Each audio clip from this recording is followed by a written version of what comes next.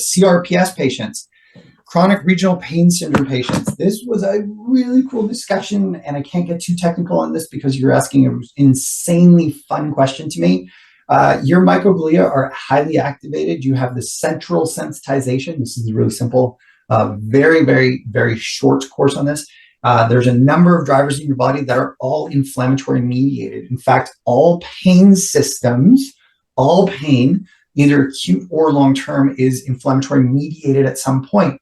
Acute things, you can feel this, you bang your finger and you get swelling and tenderness. That is actually an inflammatory response.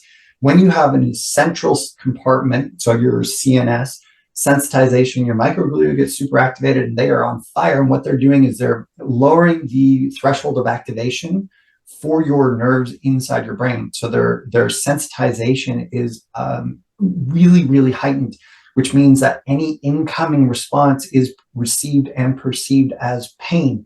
And it's just like, boom, bells go off. And this is an central sensitization aspect of chronic regional pain sensitization or pain sensitivity. And what that means is a touch feels like a punch or worse.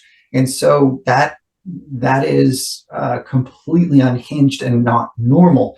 How does LDN help? It's working on the TLR4 system, and what it's doing is it's downregulating that microglial activation and inflammatory component inside your CNS, so up in your upper CNS. And that's how it's downregulating that activation and downregulating that hypersensitization.